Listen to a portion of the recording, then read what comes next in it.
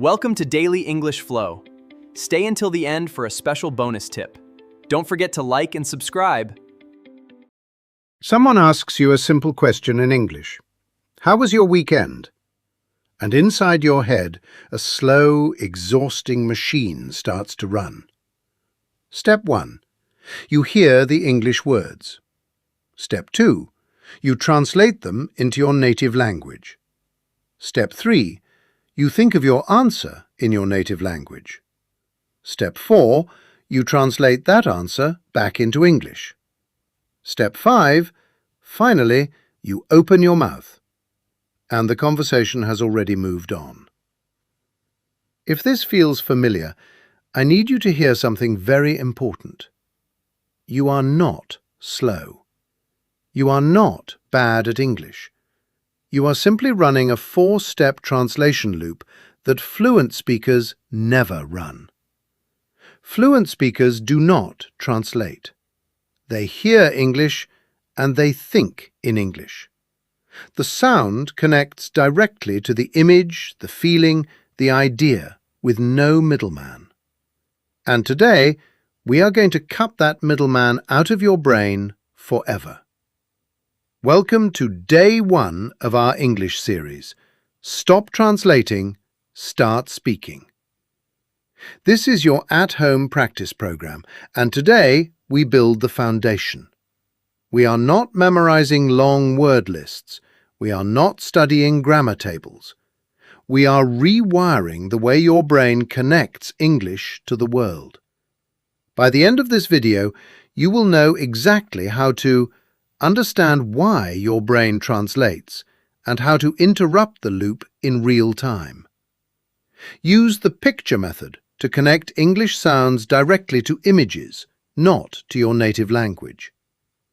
Start the Narrate Your Life technique, the most powerful at-home speaking practice that exists. Apply the 3-second rule to kill the translation reflex before it starts. Build your first daily English-only routine using only the objects in your own home. You do not need a teacher. You do not need a partner. You only need your house, your voice, and 20 minutes a day. Grab a cup of coffee. Look around your room. Your English-only life starts right now. Let's begin. This is the brief on thinking directly in English. It's a practical guide to breaking that exhausting 4-step mental translation loop that slows language learners down, showing you exactly why true fluency means skipping that native language middleman entirely. First, when it comes to listening, you've got to try the picture method. Instead of wiring English sounds to your native dictionary, link them directly to real-world images.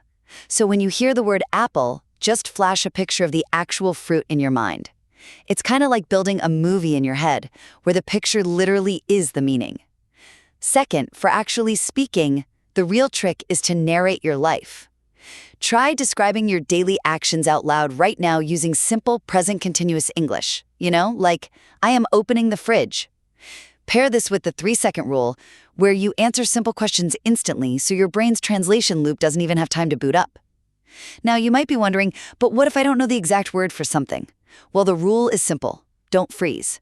Just talk around it. If you don't know the word kettle, just say, the machine for hot water. Finally, to structure those thoughts without overthinking, use chunk thinking. Stop converting your native sentence structures word by word. Instead, memorize ready-made English phrases as single units, like I'd like a, or I'm used to. Honestly, grammar needs to be muscle, not math. By absorbing solid blocks of language, you completely bypass the need to calculate those word conversions in your head. Ultimately, true fluency isn't some rare gift, but just a daily habit of bypassing translation and connecting English directly to the real world. All right, let's just dive right into this. Welcome to day 1 of a boot camp that is genuinely going to fundamentally rewire your brain. If you've ever felt completely stuck in your language learning journey, I can almost guarantee it's because of one incredibly exhausting habit. And that's exactly what we're going to break down in today's explainer, why translation literally kills your English fluency. So today, we're shutting down that translation machine for good and getting you speaking directly. Let's get to it. Okay, so picture this. You're having a totally great day, right? And suddenly, someone walks right up to you and asks a super simple question. How was your weekend? Instantly, you freeze. The pressure is completely on. You know the vocabulary, you know the grammar rules, but in that split second, your brain just absolutely locks up. The silence stretches on, and honestly, before you can even get the words out, the conversation has awkwardly moved on. We've all been there, right? Now listen, if that scenario gives you a little spike of anxiety, I really need you to hear something crucial right now. You are not slow. You are not bad at English. And this process right here is exactly why. You're just trapped in this exhausting four-step loop that fluent speakers literally never use. Look at this. Step 1, you hear the English words. Step 2, you translate them into your native language. Step 3, you think of your answer in your native language. And finally, step 4, you have to translate that answer back into English before you can even open your mouth. I mean, wow, that is an incredibly heavy cognitive load. No wonder you're exhausted.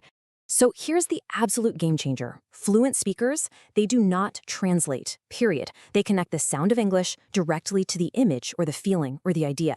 There is absolutely no middleman involved.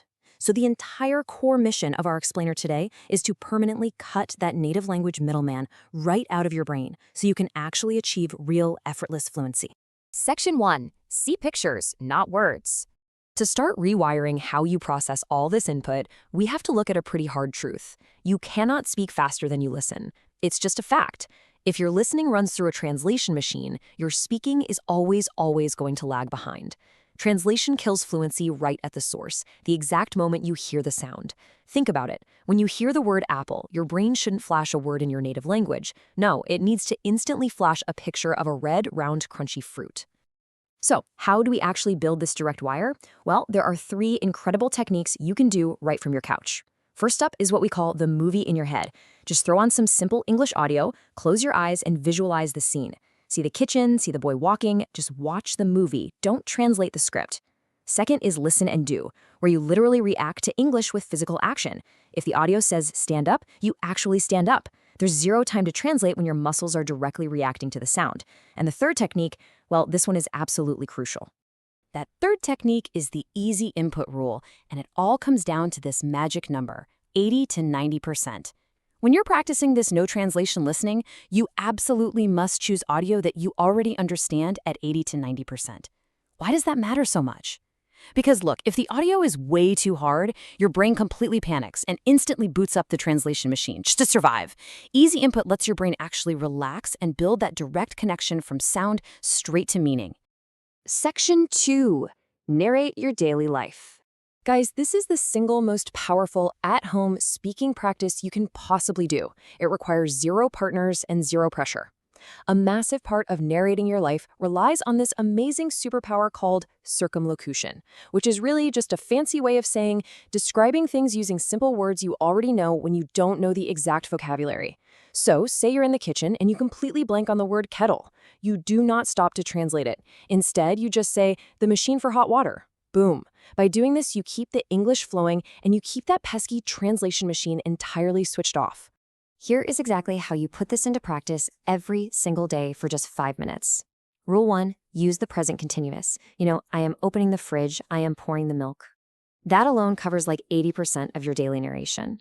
Rule 2, only use words you already know, tapping into that circumlocution superpower we just talked about. And rule 3, which is a big one, you must speak out loud. Just thinking it in your head isn't enough. You actually need to build the physical muscle memory of speaking English without translating. And to really bulletproof that new habit out in the real world, you need the 3-second rule. From now on, when someone asks you a simple question in English, you must force yourself to start answering within 3 seconds. The translation reflex actually needs a little bit of time to boot up. If you start answering fast, using simple English, you literally kill the translation loop before it can even start running. Quite simply, speed kills translation. Section 3. Direct reading and writing. Okay, so reading and writing are massive traps for the translation machine. Just take a look at this comparison. When you read a text and translate every single sentence in your head, you aren't really reading, are you? You're slowly decoding, which is totally exhausting. We want to transition to visual reading. Try using the picture book method with simple texts, or even comics, where you instantly connect the words to the image on the page. Or try the one-pass method. Read a simple paragraph exactly once. Don't let yourself look back to translate, and just ask yourself in English, what happened? Force yourself to visualize the scene instantly. And that brings us to the golden rule of writing. So many learners try to craft these complex, beautiful thoughts in their native language and then completely agonize over translating them into English. All that does is build your translation machine, not your fluency. So the absolute golden rule here is write what you can say, not what you can translate. Seriously, if you can't say it in simple English straight from your own brain, do not write it down. You can easily apply this golden rule by keeping a 3-sentence journal every single night. Sentence 1 is just something you did. Today, I cooked food. Sentence 2, something you felt. I was tired but happy. Sentence 3, something for tomorrow.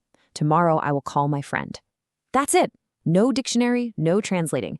10 simple, honest, untranslated sentences are worth infinitely more than one perfectly translated paragraph. Let's pivot slightly and talk about vocabulary storage, because actually, your notebook might secretly be ruining your fluency. If your notebook is just a massive list of English words, followed directly by their native language translations, you are literally hardwiring the middleman into your brain. Instead, we want to connect words to pictures. And for those tricky, abstract concepts and feelings, we use what I like to call the emoji method. Look at how unbelievably powerful this is. Emojis are essentially a universal picture language. When you pair an English word directly with an emoji, like tired with a little sleeping face, or angry with a red mad face, you're forcing your brain to connect the English word to the pure feeling. You skip the dictionary and you skip your native language entirely. It's really brilliant in its simplicity, isn't it? Section 4. Think in English chunks. Okay, so grammar. Grammar is exactly where the most complex, damaging, and painfully slow translation happens in a learner's head. The issue is that learners try to build English sentences using their native language structure, converting it word by excruciating word. The result? It usually sounds unnatural and slow. But here's the secret. The solution isn't memorizing more grammar rules. The solution is chunks. Chunks are basically ready-made blocks of English that you learn as a single unit. Because the grammar is already baked right in, there is absolutely nothing to convert. These right here are what we call survival chunks. So instead of piecing together I plus want plus to plus drink, you just deploy the ready-made chunk I'd like. To really bake this into your muscle memory, you do substitution drills. You take a chunk like I'm going to, and you literally swap the endings out loud. I'm going to cook, I'm going to sleep, I'm going to call. Suddenly, grammar stops being math and it starts becoming muscle. So we've broken down exactly why translation kills English fluency, and we've laid out the tools to bypass it completely. Pictures instead of translations, narration instead of silence, chunks instead of conversion. Every single time you use these methods, you starve that exhausting translation loop. I want to leave you with this final thought. The old translation road in your brain is strong, sure, but starting today, you have the power to stop feeding it. So my question for you is, are you ready to starve your translation machine and finally uncover your true English voice? Okay, let's dive right into this explainer. Today, we're going to tackle how to fundamentally bypass one of the absolute most frustrating hurdles in language learning, that slow, stressful mental translation loop. You know the feeling, right? Where it feels like your brain is literally buffering like a slow Wi-Fi connection the second you try to speak. Well, if you've ever felt that way, you are in exactly the right place. We're going to break down exactly why this happens and give you a really powerful framework to just completely stop it in its tracks. So, why do we actually freeze up? We've all been there. You have the basic vocabulary memorized, you've spent hours studying the grammar, but then suddenly you're in a real-time conversation and you just completely freeze up. It's like your mind goes blank. Why? Because you're getting stuck translating in your head. You're basically trying to act as a live, real-time interpreter for your own thoughts, which, if you think about it, is an incredibly demanding cognitive task. Section 1, the mental translation trap.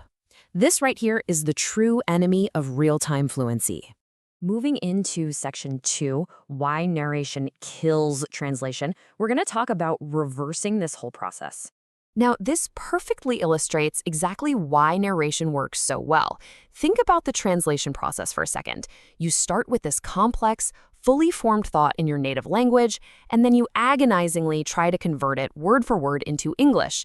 It's slow, and honestly, it's just really error-prone. But narration totally flips the script.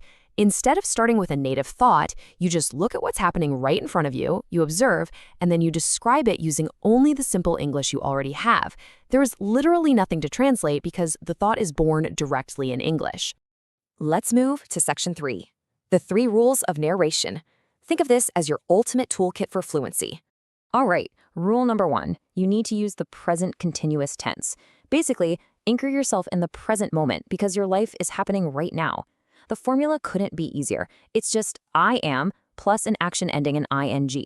So let's say you walk into the kitchen. You just think, I am opening the fridge. I am taking out the milk. I am pouring the milk. And here's the crazy part. This one single grammatical structure, it covers about 80% of your daily narration. It completely takes the pressure off getting your grammar perfect, so you can just focus on actually speaking. Okay, rule 2 introduces one of my absolute favorite concepts in all of language learning, circumlocution. Now, don't let the big word intimidate you. It just means using simple words you already know to describe something when you can't think of the exact perfect word. You have to embrace this. It is an absolute superpower. It keeps your English flowing and keeps that mental translation machine completely switched off. Seriously, do not stop to search for the perfect word. Let me show you exactly what this looks like in practice. Let's say you're narrating your morning routine and you suddenly blank on the word for a kettle. Don't panic. Definitely don't reach for your phone to check a dictionary. Simply call it the machine for hot water. Honestly, it's such an easy, relieving workaround. The person listening knows exactly what you mean, and way more importantly, your flow of speech didn't come to a screeching halt. Same idea here. A wardrobe, that just becomes the place for my clothes. A refrigerator, call it the cold box for food. This really proves you don't need perfect, advanced vocabulary to be a highly effective communicator. You just need the flexibility to describe things with the tools you already have in your toolbox. And let me tell you, doing this builds immense confidence. And that brings us to Rule 3, which, guys, is completely non-negotiable. You have to speak out loud. Thinking in English is a great start, for sure, but it's just not enough. Your mouth, your ears, your vocal cords, they physically need to join the training. If you live with other people and you feel a bit shy about it, whisper if you must, but you have to make a sound. Speaking out loud trains your facial muscles and builds the actual physical habit of producing English. Moving on to Section 4, the 3-second rule. This is all about booting up your English. 3 seconds. That is your magic window. From today on, whenever anyone asks you a simple English question like, how are you? Or what did you do today? You have to start answering fast, within 3 seconds. Why so fast? Because the process of mental translation physically needs time to boot up. It's kind of like an old, clunky computer. If you don't give it the time it needs, it literally can't run. By answering quickly with something super simple, maybe just, I'm good thanks, or I ate rice and chicken, that translation loop never even gets the chance to start up. Your answer absolutely does not need to be grammatically flawless. It just needs to be fast, and it needs to be simple. Always keep this core principle in mind. Speed kills translation. Speed forces your brain to rely on intuition instead of getting bogged down in calculation. Let's tie this all together in Section 5, your daily 5-minute routine. The classroom is officially open. I want you to picture yourself just walking through your living room or your kitchen right now. We are going to transform those boring, everyday objects into stepping stones for fluency. Minute 1, just look around and narrate 5 things you see. This is a table. This is a window. Minute 2, narrate 5 actions you're doing. I am opening the door. I am touching the chair. Minute 3, describe 3 things you like. I like this sofa. It is soft. Minute 4, describe 2 things you don't like. I don't like this old lamp. And then, minute 5, free narration. Move around and say absolutely anything in simple English. No stopping, no translating. Just pure, continuous output. When you actually look at the math behind this, it's pretty fascinating. Fluency isn't some magical gift that's only bestowed upon a few lucky people. It's just a habit, and it's built in small, daily repetitions. If you do this routine for literally just 5 minutes a day, that adds up to over 2 hours a month. That is genuinely more real, active speaking practice than a lot of language students get in an entire month of sitting silently in a formal classroom. And this completely flips the script on how we think about learning. You don't need to wait for the perfect environment. You don't need an expensive tutor or the ideal conversation partner just to practice speaking. Because literally everything you need to build fluency is already sitting right around you. Your house is your classroom. Your own voice is your teacher. So as we wrap up this explainer, I want to leave you with a very direct challenge. What are you going to narrate today? Don't wait until tomorrow. Don't put it off until you magically feel ready. Look around whatever room you are sitting in right this very second, open your mouth, and just start speaking. Trust this process, embrace those simple words, and watch your mental translation habit completely disappear. Welcome back to The Explainer. Today, we're tackling a massive shift in how you approach reading. Look, if you've ever felt frustrated by how agonizingly slow or just plain exhausting it is to read in a new language, you are in the exact right place. Today, we're diving into the mechanics of building what the source material calls the direct wire in your brain. By the time we wrap up, you'll have a rock-solid, actionable roadmap to turn reading from a tedious chore into an instant, highly visual experience. And the best part? It's literally a massive shortcut to your overall speaking fluency. Let's get right into it. So, I want you to ask yourself a really honest question. When you open a book or an article in English, what's actually happening up there in your head? Like, are you really reading or are you just decoding? Think about it for a second. Do you look at a sentence, pause, and try to translate every single word back into your native language before you even allow yourself to understand it? If you do, trust me, you are definitely not alone. It is such a common habit, but honestly, it's the main thing holding you back. Let's look at the two sides of this coin. On one side, we have decoding. That's when your brain is just acting like a translation machine. It's incredibly slow, it's mentally exhausting, and let's be real, it totally kills the joy of reading. You're basically treating the language like a math problem. But then, on the flip side, we have direct reading, and this needs to be your goal from day one. You're not converting anything anymore. Your goal is to see the scene, feel the feeling, and get the idea directly in English. No middleman whatsoever. Let me show you just how fast and dynamic this really is. Take a simple sentence. The cat sleeps on the warm sofa. For a direct reader, the second your eyes hit those words, boom, you see the cat. You instantly visualize it, just curled up on that sofa. Your brain isn't frantically searching for the word cat or sofa in your native dictionary. The picture just pops right into your mind. And hey, it's not just visual stuff. It works for emotions too. I'm so happy. You read that and you instantly feel the happiness. There's a real physiological reaction happening. You don't pause to process the grammar or convert the word happy. You just experience the emotion of the text right then and there. Same thing goes for actions.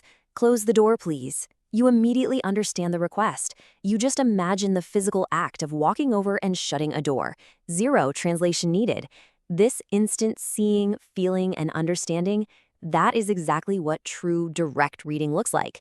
It's totally sensory, and it happens in a fraction of a second. All right, so how do we actually pull this off? Let's get into 3 at-home reading techniques. You're probably thinking, okay, sounds great in theory, but how do I actually train my brain to do this? Well, the source material gives us a super practical roadmap. 3 things you can do right now. First, the picture book method. Second, the one-pass rule. And third, labeling your home. Let's break these down real quick. Technique 1 is the picture book method. The trick here is to start simple. I'm talking children's books, graded readers right at your level, or even simple comics. Why? Because you get short, punchy sentences sitting right next to clear pictures. You read a page, you look at the picture, and you let the English sentence glue itself directly to that image. It completely bypasses your native language. I mean, it's literally how babies learn language, and it is hands down the fastest way to start wiring that direct connection in your brain. Next up is technique 2, the one-pass rule. Now, fair warning, this one takes a little discipline. When you read a simple paragraph, I want you to read it once, one single pass. Do not let your eyes jump back to reread so you can sneakily translate it in your head. Just push all the way to the end. Then stop, look away, and ask yourself a very simple question in English. What happened? The key here is answering that question in simple English. If you can summarize it in your head by thinking, a boy went to the park, he played football, then boom, you win. You understood it directly. Look, it doesn't matter if you missed some tiny descriptive adjective. You got the core concept without cracking open a mental dictionary. When you do that, celebrate it. That is your direct wire firing up. Technique 3 brings all of this right into the physical world. Label your home. Grab some sticky notes and write English words on them. Door, window, fridge, and stick them on those actual physical objects. But here is the secret sauce. Every single time you walk past that fridge, you look at the label, you read the word fridge, and you physically touch the refrigerator. You're creating this little micro-story in your brain every day, linking the visual word directly to a physical, tangible action. So the formula really comes down to this. Word plus object plus action equals a direct connection. Do this for a week, then rip the labels off. Walk up to the object, point at it, and say the word instantly. If the word fridge just pops into your head without any native language translation first, huge congratulations. You've successfully built that connection and locked it in. Now, we absolutely need to talk about the reading trap you have to avoid, because we've got to play some defense here. There's a massive pitfall that will instantly kill all the great progress you're making, and that trap is reading texts that are just way too hard for you right now. Think about it. You open a book, it's absolutely crammed with unknown words, and what does your brain do? It panics, and a panicking brain runs straight back to what's safe, that slow, tedious translation mode. That beautiful direct wire you've been building just completely shuts down. So how do we short-circuit that panic? We use the brilliant 98% rule. This rule is going to be your best friend. It means you have to actively choose texts where you already know almost everything, like 98% of the words on the page. I know, it sounds totally counterintuitive. You're probably thinking, but I'm not challenging myself. Well, actually, that's a myth we need to bust right now. And here's exactly why. Easy reading is what actually builds the direct wire. Because you aren't fighting with complex vocabulary, your brain is totally free to practice the skill of instant visualization, feeling the text directly in English. Hard reading? It just forces you right back into the translation habit. So save those dense, difficult texts for way later down the road. Right now, easy is effective. Easy is what actually builds your fluency. Which brings us to the ultimate payoff, the secret gem for fluency. We've spent a lot of time on reading, but the real question is, how does this actually make you a better speaker? Because for most of us, speaking fluency is the holy grail, right? Well, the source material uses this incredible metaphor that I just love. Reading is a secret gem for your speaking brain. When you ditch the decoding and start direct reading, it stops being just passive input. It actually transforms into a high-intensity workout for your mouth and your ability to hold a real-time conversation. Here's how that translates to real-world speaking. Every single time you read a sentence and understand it directly, skipping that translation step entirely, you are effectively downloading a complete sentence pattern started into your brain. You bypass the filter so the pattern is stored in pure English. It becomes this ready-to-go template that your speaking brain can just grab and use the next time you're talking to someone. You are literally stocking the shelves for all your future conversations. So let's lock in the core takeaways from today's explainer. Read simple texts and stick strictly to that 98% rule. Read visually, actively see and feel the words on the page. And read daily, even if it's literally just one pass of one short paragraph. If you commit to this, English stops being the stressful, exhausting puzzle you're trying to decode, and it finally becomes what it's supposed to be, a clear, direct window to the world. I'll leave you with this final thought. You've got the mechanics now, you know exactly why you need to avoid the trap of overly difficult texts, and you know that your reading time is actually putting in reps at the secret gym for your speaking fluency. The only thing left to do is start. So ask yourself, what simple text are you going to start reading directly today? Go find it, do that one pass, and let your brain just see the scene. Thanks so much for joining me for this explainer, and happy reading. Welcome to the explainer. So today we are going to completely rethink how you build your daily English habits. You know, if your progress has flatlined, even after putting in all that hard work, well, you're in exactly the right place. We're tearing down those old, exhausting habits and literally rebuilding your fluency from day one. And our secret weapon? It's honestly as simple as a pad of sticky notes. Let me ask you something right off the bat. Are you training your English brain? Are you just training a translation machine? I know, it's a bit of a provocative question, right? But it hits the nail on the head. It highlights the exact super frustrating trap that so many language learners fall into. You study, you practice, but then when it's actually time to communicate, boom, massive roadblock. You're just constantly converting and decoding in your head, and let's be real, it is completely exhausting. Section 1. The Translation Machine Trap. Why Complex Thoughts Block Real Progress. So let's actually look at how this trap usually plays out in real life. Step 1, you think of this beautiful, complex sentence in your native language. Step 2, you're staring at the paper, really struggling to convert it, just racking your brain for those advanced grammar structures you haven't quite mastered yet. And then step 3, you inevitably get frustrated, open up a translator app, and just copy the result. Now, here's the thing. This whole sequence kind of tricks you into feeling like you're doing the hard work, right? Because, hey, you end up with a perfectly written English paragraph in your notebook. But here is the hard truth. Doing this builds absolutely nothing for your real fluency. You didn't write that sentence. The machine did. And this right here is the massive difference we absolutely need to establish from day one. We have got to stop training the translation machine and start training the English brain. To do this, we kind of have to completely change our whole definition of what good writing actually is. We have to stop trying to write what we wish we could say and start writing only what we can produce directly in simple English with absolutely no outside help. Section 2, the golden rule of writing, the mindset shift for direct fluency. Write what you can say, not what you can translate. Listen, if you take away only one single thing from this whole explainer, please let it be this. If you cannot say a thought in simple English right out of your own brain, do not write it down, period. Even if it feels painfully small or, way too basic. 10 simple, honest sentences that you generated all by yourself are worth far, far more to your fluency than one perfect paragraph generated by some app. So in practice, this actually looks incredibly simple. For example, if you can't remember the exact word for pasta, you just write food. If you really want to say exhausted, but your brain totally freezes, you just write very tired. I need you to know that simplifying your vocabulary like this is not cheating, and it's definitely not failing. It's actually a highly strategic skill. You're essentially training your brain to bypass those mental roadblocks and just keep the flow of thought moving, which, when you think about it, is the absolute essence of real fluency. Section 3. Sticky notes build real fluency, triggering English in your physical environment. Okay, so I want you to imagine walking through your home and seeing brightly colored notes literally everywhere. On the fridge, a note that says, "I am hungry, I want cheese." On your bathroom mirror, "I look tired today." Over on the window, "It is raining outside." You are painting a picture of a house completely covered in small, simple English thoughts. Think about it. Every single time you open that fridge, maybe you're just staring into it blankly, hoping a snack magically appears. We've all been there. Your brain is visually prompted to process a direct English thought. You aren't sitting at a desk studying anymore. You are actually living inside the language. These sticky notes act as the literal seeds of thinking in English. We're talking about small, direct, untranslated thoughts tied directly to physical locations in your daily environment. By establishing these tiny little habits, you basically force your brain to bypass your native language entirely. You see the fridge, you see the note, you think hungry, and you think it entirely in English. It is such a brilliant, low-effort hack for your brain.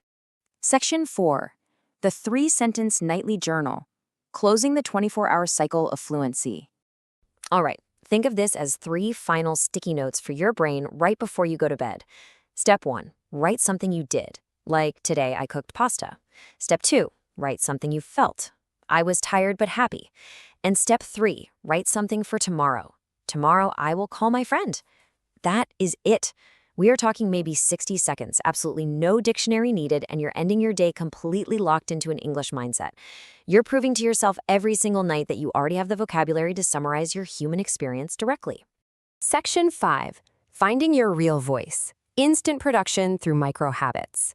And that brings us to what we call the English self-chat. I want you to think of this as taking your sticky notes and carrying them with you right into the digital world. It's really just a private text conversation in your phone's notes app. So instead of texting a friend, you're actually going to text yourself in English throughout the day. This takes total advantage of that rapid back and forth format that your brain already loves and is super used to. So picture this. Maybe you're just sitting on the couch, right? You open up your notes app and you literally type out to yourself, "What are you doing?" Notice the very conversational pacing here. You aren't trying to write a complex essay. You are simply asking your brain to formulate a real-time question. And then you playfully reply to yourself. You type, "I am drinking tea. Yes, it is warm and sweet." I know it sounds a little silly, but this exact habit trains your brain to produce questions and answers instantly. Because in a real-life conversation, you don't have 5 minutes to translate and formulate this perfectly complex response. You need instant production. Doing this self-chat builds that exact reflex for you, safely and completely privately. So as we pull all of this together, I want you to remember that writing is really just thinking made visible. When you finally stop chasing those perfect sentences and start chasing honest ones, well, everything changes. Between a physical environment peppered with sticky notes, keeping up an ongoing digital self-chat, and doing a simple nightly journal, the language completely stops being just a subject you study. It literally becomes the medium of your daily life. Just look at the mathematical inevitability of this shift. 90. Just 3 honest journal sentences a night built 90 sentences of your very own English in just 30 days. Think about that. Add in your physical sticky notes around the house, plus your digital self-chats, and suddenly you aren't just memorizing grammar rules anymore. You are actively building a vast, incredible library of your own personal, authentic English. So I want to leave you with this challenge today. Are you going to stop translating and start planting the seeds of your own English tonight? Honestly, it doesn't require a textbook. It doesn't require hours of grueling study. It just requires a commitment to honesty over perfection and, well, maybe a fresh pack of sticky notes.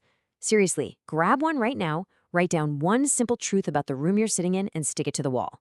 Your English brain is finally ready to wake up. Thank you so much for joining me for this explainer, and I seriously cannot wait for you to experience this shift for yourself. Welcome to This Explainer. Okay, I want you to do something for me right now. Mentally open up your English vocabulary notebook. You know the exact one I'm talking about. The notebook where you diligently hoard every single new word you learn. What do you see in there? Well, if you're like most learners, it's probably a neat list of English words on the left side and a perfectly neat list of direct translations in your native language right next to them. It feels incredibly productive, doesn't it? Well, today we are looking at some absolutely fascinating insights that are going to completely upend how you study.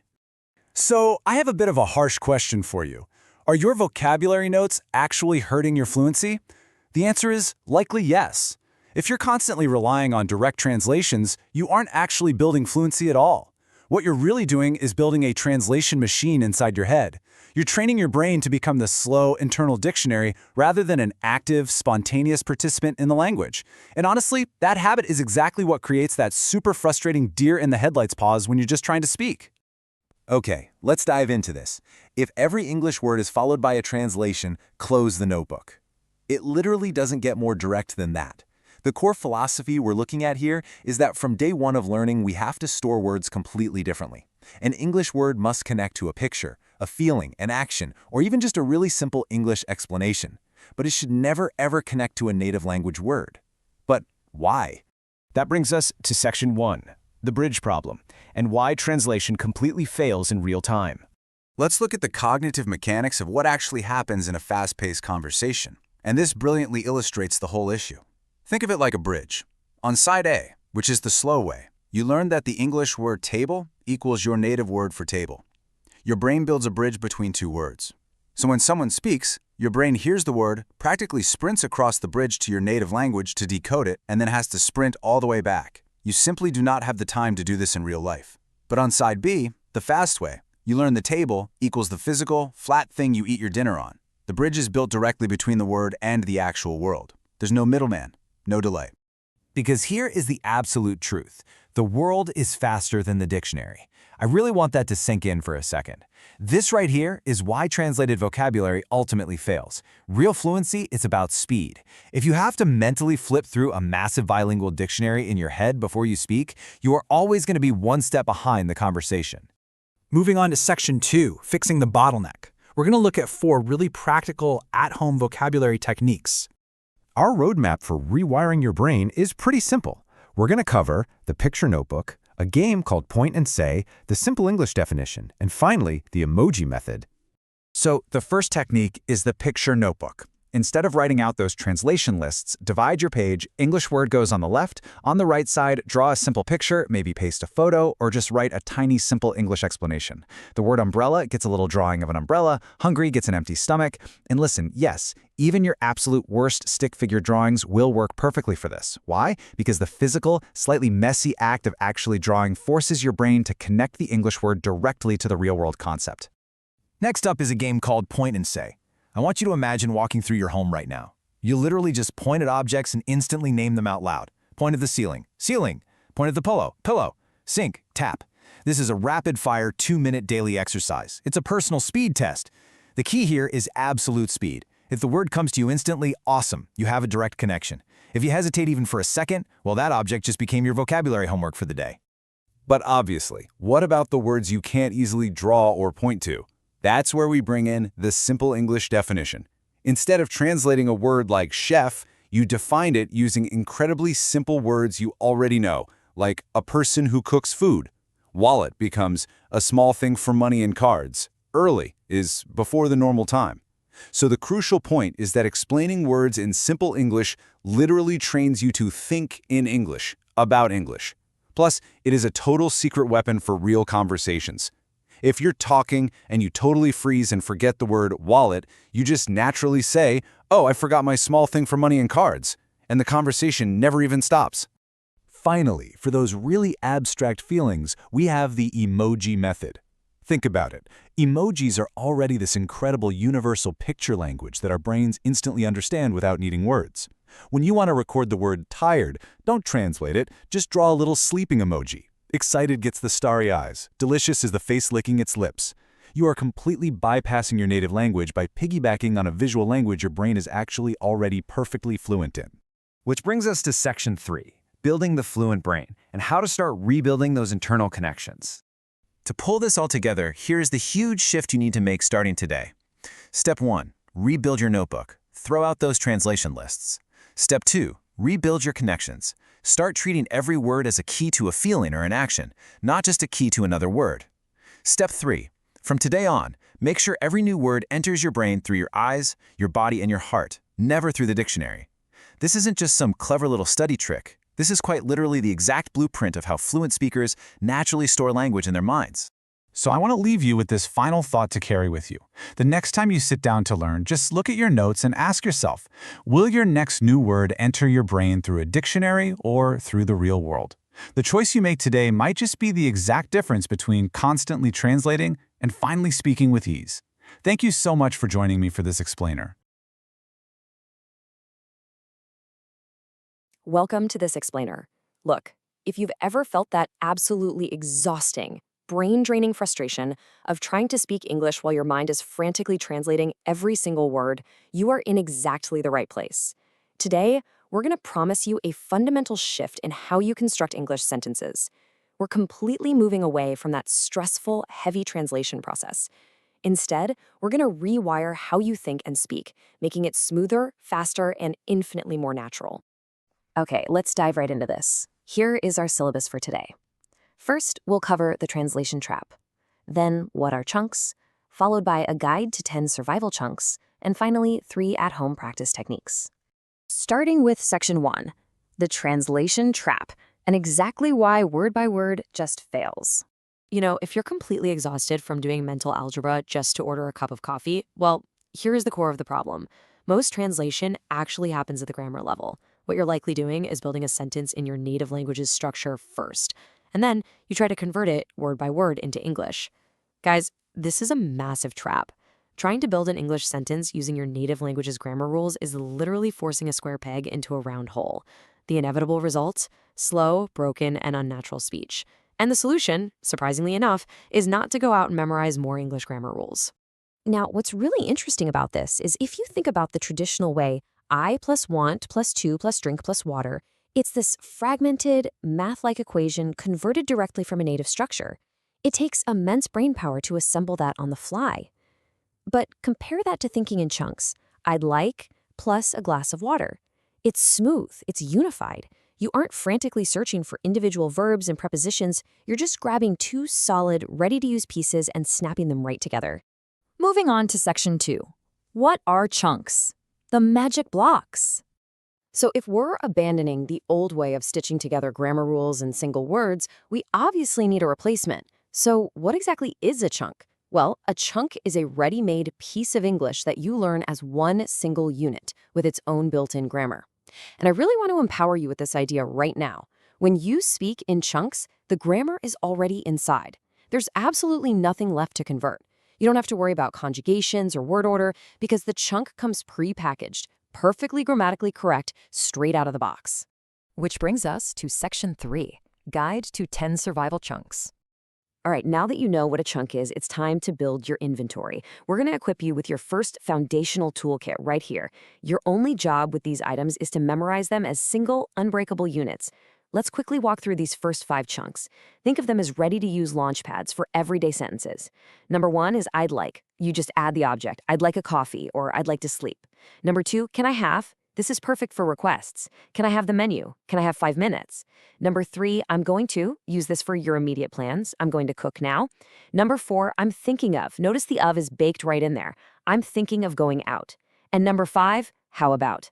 Great for suggestions. How about tea? Or how about tomorrow? You literally just fire off the chunk and fill in the blank. It's that simple. Now, here are the remaining 5. Pay close attention to how these totally bypass the need to awkwardly assemble grammar on the spot. Number 6, I'm good at. You will never have to wonder which preposition to use again because it's built right in. I'm good at cooking. Number 7, I'm interested in. Again, the in is part of the block. I'm interested in music. Number 8, it takes me. Okay, this is a huge one. Instead of trying to translate a complex concept about time, just say, it takes me 10 minutes. Number 9, I'm used to. Perfect for habits. I'm used to waking up early. And number 10, just a fantastic conversational phrase. There's nothing like. As in, there's nothing like hot tea in the morning. If you treat these as single units, you're going to sound incredibly natural. Let's jump to section 4, 3 at-home practice techniques. Okay, so knowing the chunks is really only half the battle. This right here is the homework phase, and I want to really motivate you. These tools only work if we put them into practice and lock them into your brain. We're going to use 3 specific steps to permanently install these chunks into your English voice. Step 1 is the substitution drill. Step 2 is the chunk of the day. And step 3 is a major mindset shift. Accept English logic. Let's look at how to actually execute each of these. So technique 1 is the substitution drill. What you do is take one chunk and you swap the ending 5 times out loud. Just listen to the rhythm of this. We take the solid block, I'm going to, and we just swap the ends. I'm going to cook dinner. I'm going to take a shower. I'm going to watch a movie. I'm going to call my mom. I'm going to sleep early. Do you hear how I'm going to remains completely unbreakable? You aren't pausing to think about verbs or pronouns. You're just keeping the launchpad steady and swapping out the payload. Now, the reason we do the substitution drill out loud is captured perfectly right here. The grammar becomes muscle, not math. When you repeat that solid block over and over, you're literally training your mouth to treat the chunk as one solid piece. Your tongue gets used to the physical movement of saying, I'm going to. It completely stops being a calculation in your brain, and it becomes a reflex in your muscles. Technique 2 is the chunk of the day. Every single day, choose just one chunk from your survival list. Your goal is to use it 10 times during the day, and you don't even need a speaking partner for this. Use it in your daily narration, write it in your journal, or just use it in your self-chat while you're driving to work. By the time you go to bed, that chunk is yours forever. Because using one chunk intentionally 10 times in a day easily beats doing 100 tedious word-by-word written translations. And this brilliantly illustrates our third step. Accept English logic. Look, if your native language says, I'm good in cooking, your brain is naturally going to want to fight the English language to make it match. You'll pause, you'll hesitate. Instead, you need to just accept the English logic. You learn the chunk, I'm good at cooking. When it feels strange, don't fight it. Do not try to convert the logic of your native language into English. I really want you to burn this into your memory. Don't argue with the language. Absorb it. Actually, scratch that. Just don't even stop and ask why it's good at instead of good in. It just is. True fluency doesn't belong to the students who try to constantly convert and argue with the language. True fluency belongs to those who just accept a language exactly as it is presented to them in these chunks. So let's summarize the core lesson of this entire explainer. Grammar rules are great for explaining the language, but chunks actually give you the language. From this moment on, stop building your sentences from zero every single time you open your mouth. You need to shift your mindset. You are no longer a sentence constructor, you are a block collector. Start collecting ready-made blocks, think in blocks, and speak in blocks. I absolutely love this final metaphor. When your mouth is full of chunks, the translation machine starves. That translation machine in your head, it runs on individual words and grammar rules. If you stop feeding it individual words to translate and instead just hand over giant, ready-made chunks to your mouth, that exhausting mental machine literally starves to death. And when that machine finally stops running, that is exactly when your real, natural English begins. All right, you now have the foundation. You understand that we're using pictures instead of translations. narration instead of silence, and most importantly, chunks instead of conversion. So here is my challenge for you. Are you ready to starve your translation machine? Do your homework with those 3 techniques, get some good rest, and come back energized, because next time we're taking these ready-made blocks and using them to make your English voice even stronger. See you then. Picture this. You're walking into work, or maybe you're logging onto a video call. Yeah.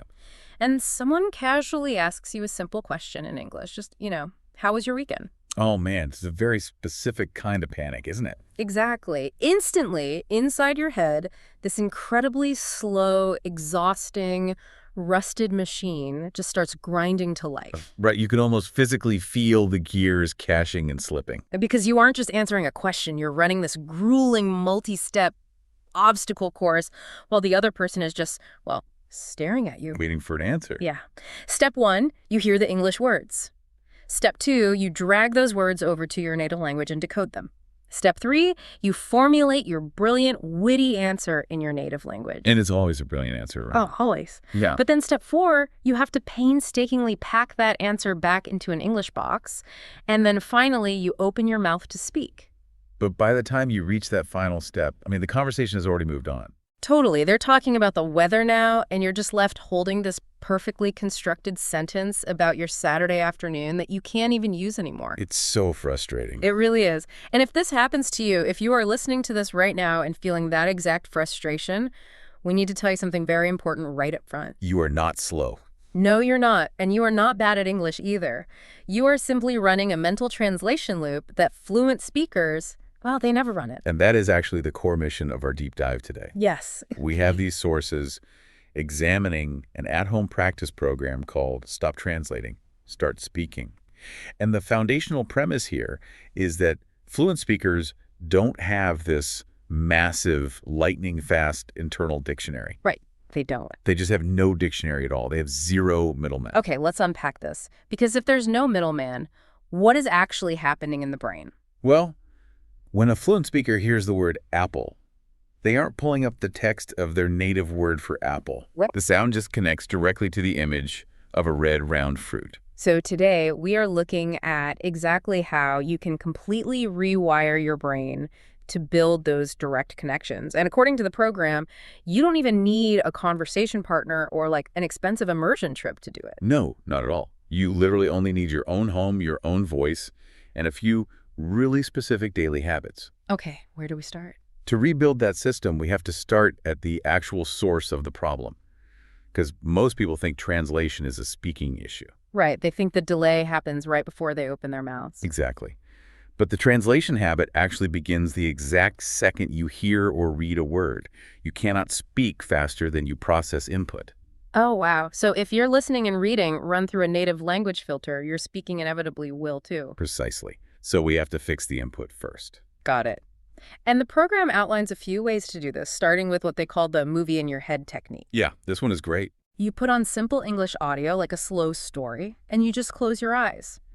If the narrator says, the boy walks into a small kitchen, you have to actively force your brain to literally visualize a boy and a kitchen. And I know it sounds really passive, but it is actually this rigorous mental conditioning. Right, because you're fighting an old habit. Exactly. You are forcing the visual cortex of your brain to take over the job that your language translation center has been doing for years. So the moment you catch your brain reaching for a translated text word, you have to actively dismiss that text and pull up a mental picture instead. Right. And to take it from the visual cortex down to actual muscle memory, the sources suggest something called total physical response. Or the listen and do technique. Yeah. You basically play simple English instructions and physically execute them. Like a game of Simon Says. Pretty much. Yeah. You stand up, touch the door, you walk over and literally touch the door. That's wild, but why does that work? The biological mechanism at play here is fascinating.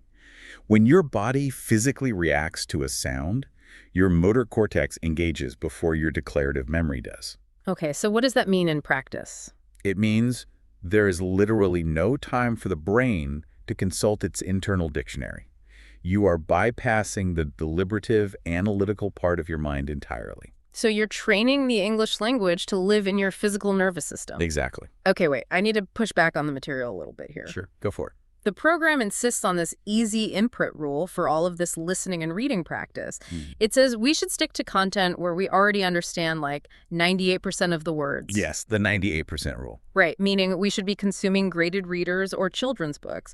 But, I mean, if I'm just reading toddlers' books to avoid translating, aren't I artificially capping my vocabulary? It feels like that, yeah. Like, how do I ever progress to reading a complex business email if I'm stuck reading about talking animals? If we connect this to the bigger picture, it is entirely counterintuitive, but we have to look at how the brain behaves under cognitive load. Okay. Think about what happens when you attempt to read a dense, difficult text full of unknown words. Your comprehension plummets, and your brain registers an actual mild stress response. Wait, really? So the difficulty of the text is actually triggering a survival reflex? Precisely. When the brain is stressed, it immediately seeks safety. It falls back on the widest, most heavily reinforced neural pathway available to it. Oh, I see. And for a language learner, that wide, safe highway is their native language. Yes. When the input is too hard, you literally cannot stop yourself from translating because your brain is just trying to survive the sentence. Okay, that actually makes a lot of sense. So by using easy input, I'm removing the stress. Exactly. I'm not failing to read the hard stuff. I'm deliberately choosing the easy stuff, so my brain has the relaxed bandwidth to build a new direct connection pathway. Yes, you're learning a new way of processing the words you already know. Okay, I love that. And this leads directly to the one-pass rule for reading that they mentioned. Right, the one-pass rule. You take a simple paragraph and read it exactly once. You do not allow your eyes to physically dart back and forth to decode and translate sentence structures. Which is a very hard habit to break. It's so hard. But when you finish, you ask yourself, what happened? But you force the answer to be in English. Right, you rely on the overarching concept, the mental movie, rather than individual word translation. And to reinforce that concept in the real world, the program suggests the label your home method. Yeah, this is a very tactile one. Yeah, you get sticky notes, write fridge, door, mirror, and literally stick them on the objects in your house. Right. Every time you walk by, you read the word and physically touch the object. So it's word, object, action. And then importantly, after a week, you remove the labels. Yes. And if you look at the fridge and the English word pops into your head without your native language acting as like a bouncer at the door. Which is a great way to put it. Then you've successfully laid down that new neural wire. You've essentially turned your everyday environment into a closed-loop, immersive language lab. But wait, if we're completely shutting off our native language for reading and listening, what happens when I hit a word I just don't know? Right, the inevitable roadblock. Because my immediate instinct is to grab my phone and open a bilingual dictionary app. And the program is very clear on this point. You have to throw the bilingual dictionary away. Just completely banish it. Completely. Yeah. Think about your vocabulary notebook right now. If it looks like a list of English words on the left and your native language words on the right, you are not building fluency. You're just building a translation manual. You are literally just optimizing that clunky translation machine we talked about earlier.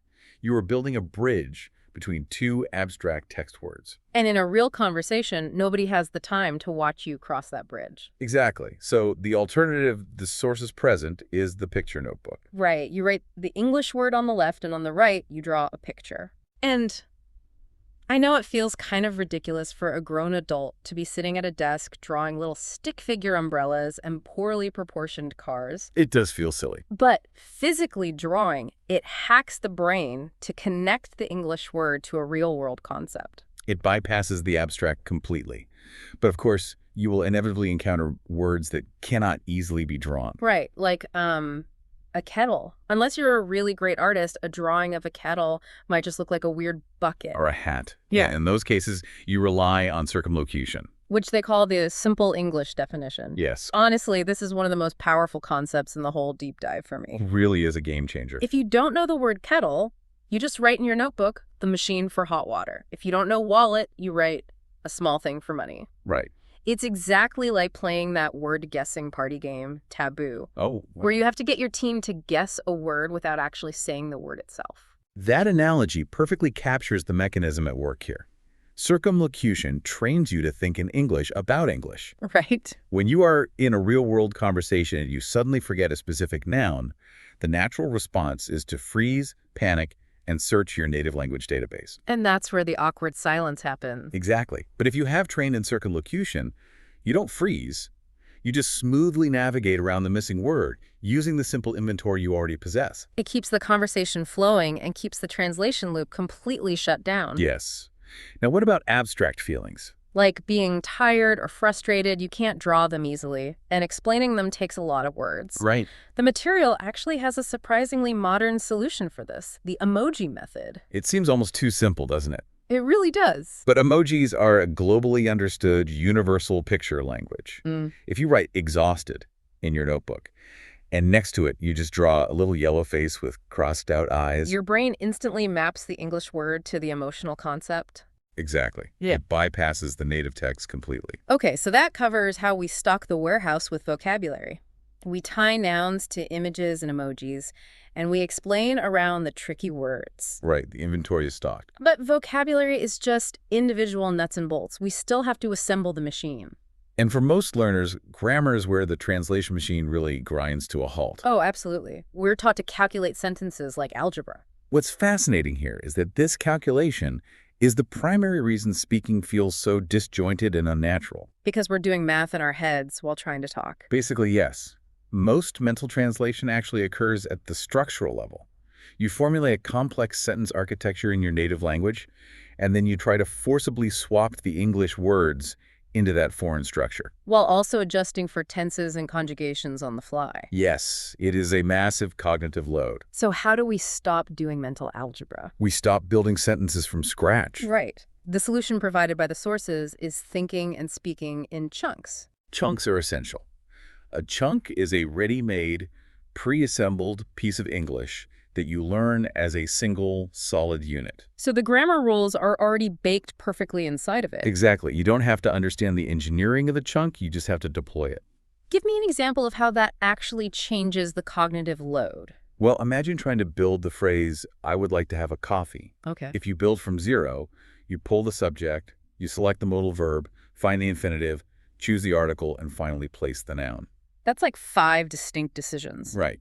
But if you learn, I'd like on, as a single, unbreakable block of sound, there is no calculation. You just say, I'd like a coffee, I'd like a menu. It is one reflex. It's like reaching for a pre-assembled part on a factory line instead of building every single screw yourself. That's a perfect way to look at it. Things like, can I have, or I'm going to, or how about, these are structural lifesavers. And the best way to practice this is the substitution drill. Right, where you take one chunk, like, I'm going to, and you swap the ending out loud 5 times. Yes. Like, I'm going to cook dinner, I'm going to take a shower, I'm going to call my mom. You are training your mouth to physically feel that chunk as one unbroken piece of sound.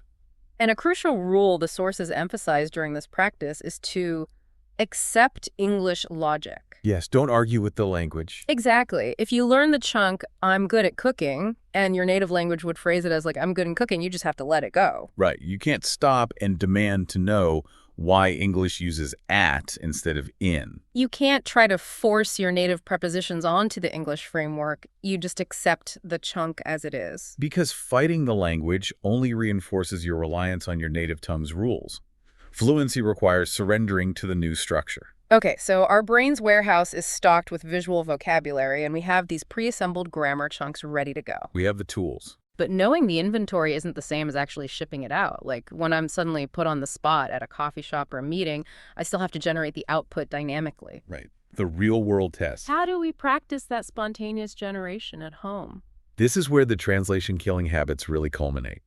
The program introduces a 5-minute daily home routine called Narrate Your Life. I love this one. Cognitively speaking, this might be the single most effective exercise in the entire deep dive. So you're alone in your house. For the first minute, you walk through a room and just name objects out loud. Simple enough. Minute 2, you narrate your immediate actions. Minute 3, you state what you like in the room. Minute 4, what you don't like. And minute 5 is just free narration. Right. Actually, let's test this right now if I try to narrate this studio. Right. I am looking at the acoustic foam on the wall. I am holding a gray pen. The pen is plastic. Notice the friction you're experiencing there. Yeah, it feels incredibly clunky. That friction is the sound of thoughts being born entirely in English. Oh, wow. Usually, you start with a highly complex, nuanced thought in your native language, and you struggle to translate it down into English. Narration reverses that entirely. It forces you to look at your immediate physical reality and describe it using only the simple inventory you currently possess. Exactly. Because the thought originates in English, the translation machine is never turned on. And doing it out loud is non-negotiable. Right. You have to physically produce the sound to build that motor pathway. Yes, speaking is a physical act. And when you move from talking to yourself to actually talking to other people, the sources introduce this fascinating metric, the 3-second rule. It is a brilliant constraint. So when someone asks you a simple question in the real world, like, what did you eat for lunch? Yeah. You must begin your answer within 3 seconds. Yes. That feels terrifyingly fast for a learner. It has to be fast. Because speed starves the translation reflex. Speed starves the reflex. I really like that framing. Think about it. That clunky translation machine takes a few seconds to boot up, gather the native words, and start converting. If you force yourself to spit out an answer in under 3 seconds, even if it's just, I ate a sandwich, the translation loop simply doesn't have the time to activate. So in spoken language, fast and simple is infinitely more effective than slow, heavily translated, and grammatically complex. 100%. Now, what about writing? Because output isn't just verbal. Right. The text outlines a habit called the 3-sentence journal. Before bed, you write exactly 3 sentences directly in English. Just 3? Sentence 1, something you did today. Sentence 2, something you felt. Sentence 3, something for tomorrow. And absolutely no dictionary allowed. The guiding principle here is write what you can say, not what you want to translate. Honestly, this is where I imagine a lot of adult learners feel real resistance. Oh, absolutely. Because writing, today I ate food, I was tired, tomorrow I will work, it feels like I'm stripping away my entire personality. It feels very basic. Right. I'm an adult with complex opinions and a rich inner life. Doesn't restricting myself to 3 simple sentences just kind of, dumb me down? It definitely feels restrictive at first. But consider the alternative. When you try to express that beautiful, complex adult thought, what actually happens? Well, you write it out in your native language, you struggle to convert it, you inevitably run it through a translation app, and you copy down the result. In what cognitive skill have you actually improved by doing that? None, really. I've only trained my reliance on the app. I'm essentially outsourcing my brain. Exactly. 10 simple, honest sentences generated directly from your own newly formed neural pathways are infinitely more valuable than 100 perfect paragraphs generated by a translator. Because you are building a real voice. Yes. If you don't possess the word exhausted yet, you write very tired. You are practicing the vital skill of expressing your reality using the tools you actually own, rather than borrowing tools from an app you won't have access to during a live conversation. It's all about building that unassisted inventory. The material also suggests a really clever digital version of this called the English self-chat. Oh, this one is great for modern learners. Yeah, you just open a notes app on your phone and literally text yourself, "What are you doing? I'm drinking coffee. Is it good? Yes, it is hot." It sounds funny, but it works. You're role-playing a perfectly instant bilingual Q&A with yourself just to train that rapid-fire 3-second response time. It's all about small, daily repetitions. You are systematically replacing the habit of translation with the habit of direct production. You're creating an English-only ecosystem inside your own environment. Wow, we have covered some massive cognitive shifts today. We really have. Let's pull all these threads together for you listening. If your goal is to stop translating and start speaking, the old methods have to go. They do. You must banish the bilingual dictionary because it only reinforces the middleman. You need to consume easy input, the 98% rule, to build direct visual pathways without sending your brain into a stress response. Right. You need to stop calculating grammar like math equations and start deploying pre-assembled chunks.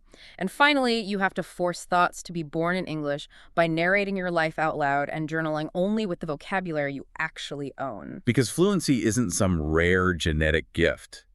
It is a biological habit built through deliberate friction. It is the literal rewiring of your brain's architecture. And, looking at it through that lens raises a final, much more philosophical question to consider. Oh. We've spent this entire deep dive analyzing how this no translation method changes your mechanical language skills.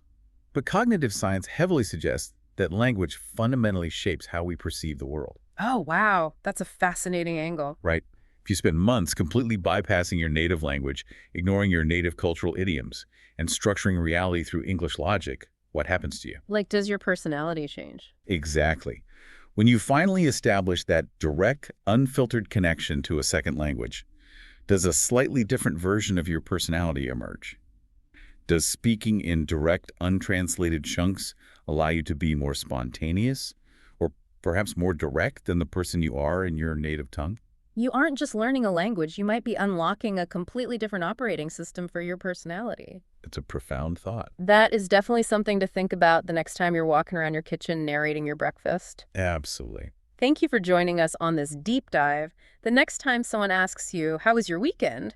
Oh, we hope that slow, clunky translation machine stays completely silent. Just let the chunks do the work. Exactly. Look around the room you're in right now, pick an object and say its name in English.